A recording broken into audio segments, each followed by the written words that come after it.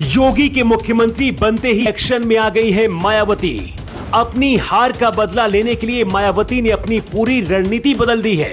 पिछले 5 साल में पहली बार मायावती के तेवर इतने ज्यादा तल्ख दिखे हैं।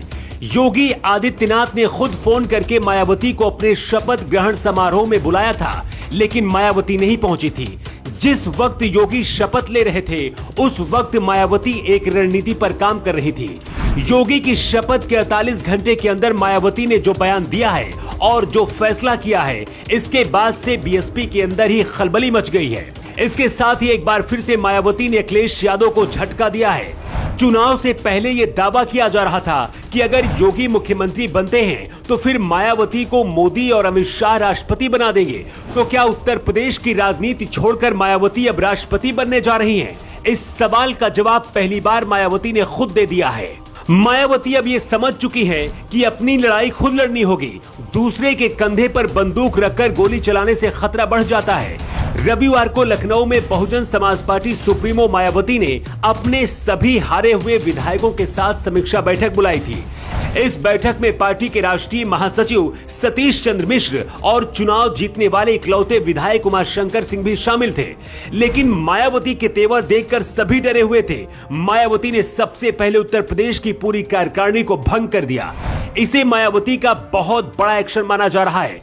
पूरी कार्यकारिणी भंग करके मायावती ने यह संदेश देने की कोशिश की है कि कार्यकर्ताओं की वजह से ही बीएसपी की इतनी शर्मनाक हार हुई। उत्तर प्रदेश में बीएसपी के पास विधानसभा की 1 सीट है और लोकसभा की 10 सीटें हैं। ऐसे में 2024 के लिए मायावती ने बहुत बड़ा दांव चल दिया है। मायावती ने 3 चीफ कोऑर्डिनेटर की नियुक्ति कर दी है। इससे माना जा रहा है कि बीएसपी को नए सिरे से संजीवनी मिलेगी।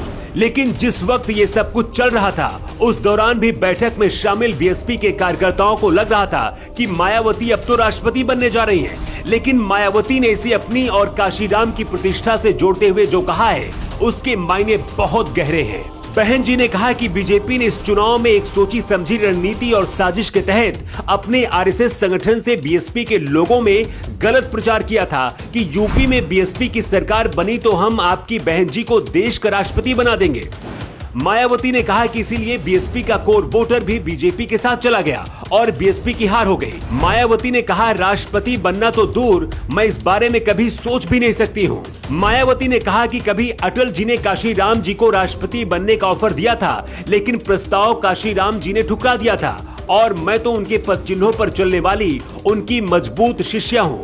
चुनाव के दौरान मायावती बीजेपी के खिलाफ बहुत ज्यादा नहीं बोलती दिखी, लेकिन अब मायावती ये समझ चुकी है कि अपनी लड़ाई अब खुद लड़नी होगी, नहीं तो इसका फायदा कोई और उठाएगा। सबसे हैरान करने वाली बात यह है कि मायावती के लिए बीजेपी से भी बड़ी सियासी दुश्मन समाजवादी पार्टी है। मायावती ने कहा कि अगर बीजेपी को कोई हरा सकता है तो वो सिर्फ बीएसपी है, क्योंकि समाजवादी पार्टी की सरकार कभी नहीं आने वाली है। आपको बता दें कि कुछ बीएसपी नेता बताते हैं कि इस बार करारी हार से मायावती बहुत ज्यादा सदमे में है। मायावती को अभी भी ये यकीन नहीं हो रहा है कि उनकी पार्टी को सिर्फ 1 सीट मिली है।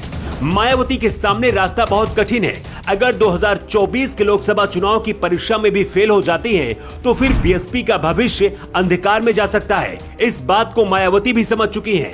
दावा किया जा रहा है कि मायावती ने टारगेट तैयार कर लिया है कि किसी भी हालत में 2024 के चुनाव में कम से कम 20 सीटें जीत कर लानी है। वैसे आपको क्या लगता है, क्या मायावती 2024 में 20 से ज्यादा लोकसभा की सीटें जीत पाएंगी? आप अपना जवाब कमेंट बॉक्स में दे सकते हैं। न्यू टाइम्स के लिए ब्यूरो रिपोर्ट।